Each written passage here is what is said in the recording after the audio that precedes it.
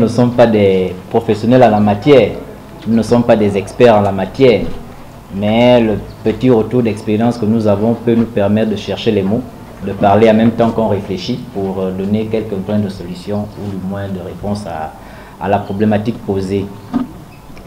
L'insertion des jeunes en milieu professionnel. Il faut dire que c'est une situation vraiment qui touche notre jeunesse, en ce sens que la jeunesse étant la plus grande partie de la population, c'est également elle qui subit les affres de la vie, les affres du chômage. Et quand on parle de chômage, oui, on voit déjà de manière normale ceux-là qui ont une qualification, mais qui n'ont pas trouvé d'emploi. Mais dans l'abus de langage, on entend par chômeur ici tous ceux qui n'ont pas de travail. C'est vraiment dans l'abus de langage. Mais au départ, le chômeur, c'est celui-là qui a une qualification et qui n'a pas un emploi.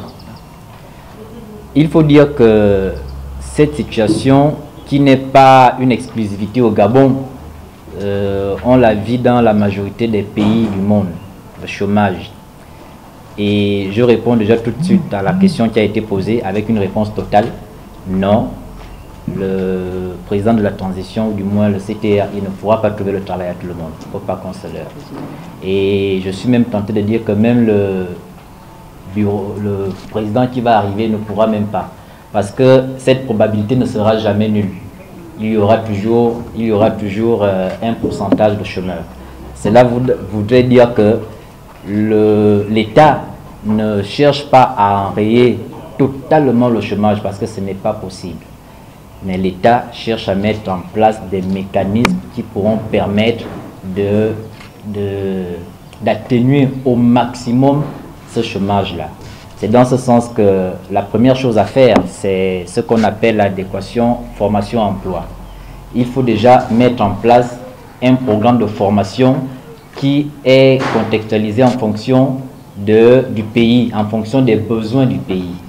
Il faut qu'on mette en place ce genre de programme qui seront soutenus par le ministère en charge de l'insertion, de la formation professionnelle. C'est la raison pour laquelle, je dis peut-être n'importe quoi, vous avez entendu parler de la formation, on a parlé de quoi? Oui, et de l'insertion des jeunes. Et cueilleurs des poissons et des jeunes et tout ça là. Ça a fait les uns les autres, mais c'était quelque chose qui pouvait éventuellement diminuer le chômage. Donc c'est ce genre de programme que l'État se doit de mettre en place pour permettre à ce que le maximum de personnes puissent trouver un emploi. Ça c'est d'une part. D'autre part, en dehors de l'adéquation formation-emploi, il y a, je peux même encore continuer à ce niveau, il faut mettre également en place des programmes de formation qui peuvent facilement nous permettre de trouver de l'emploi. Parce que lorsque on met en place des programmes de formation qui tendent beaucoup plus dans la recherche, vous conviendrez avec moi que quand on est dans ce couloir de formation à la recherche, généralement on finit comme enseignant, n'est-ce pas? On finit enseignant, mais est-ce que tout le monde peut être enseignant? Tout le monde ne peut pas être enseignant. C'est pour cela qu'il faut mettre en place des programmes qui peuvent justement permettre à ce que la formation professionnelle puisse être développée, d'où on a ce genre de petits métiers-là. Et je crois que dans tout le pays, sauf si je me trompe, il y a des centres de formation professionnelle. Voici déjà au départ ce que l'État peut faire pour coller à l'adéquation formation-emploi. À côté de cela aussi, il y a d'autres mécanismes de résorption du chômage, tels par exemple le programme CAGE, je crois que vous avez entendu parler, le cadre d'apprentissage des jeunes, d'accompagnement des jeunes.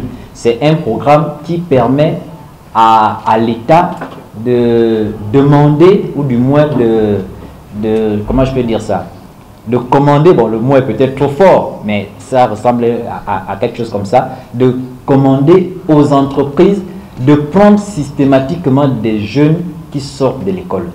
Ce programme leur permet déjà d'avoir un premier emploi, le programme CAGE. Ce qui fait que la majorité des entreprises au Gabon, notamment la SCG, puisque moi je suis à la SCG, emploie ces jeunes-là. Et dans ce programme, il y a un contrat qui est dit on te prend 6 mois ou 2 ans et après, automatiquement, on est censé t'embaucher.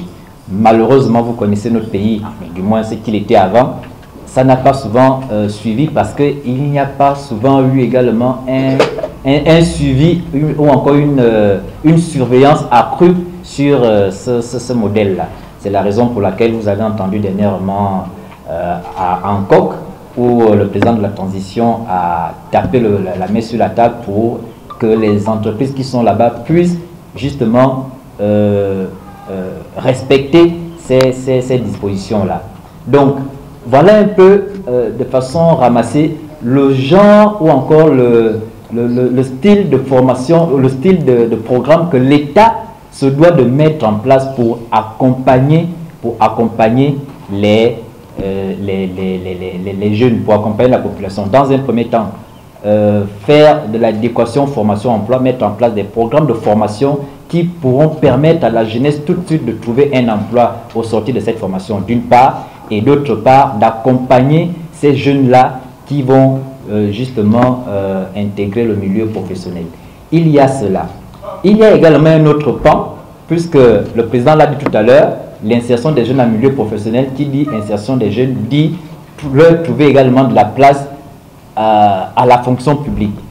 Or, nous avons un souci, nous avons une difficulté au Gabon, ça il faut le dire. On a souvent tendance à copier ce qui se fait en France.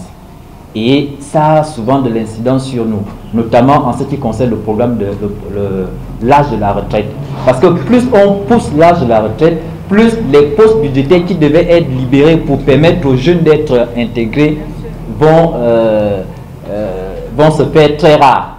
Parce que les postes budgétaires se créent, je crois, de deux manières. Il y a la retraite, parce que quand on va en retraite, on libère les postes budgétaires. Il y a également les décès que personne ne souhaite, n'est-ce pas?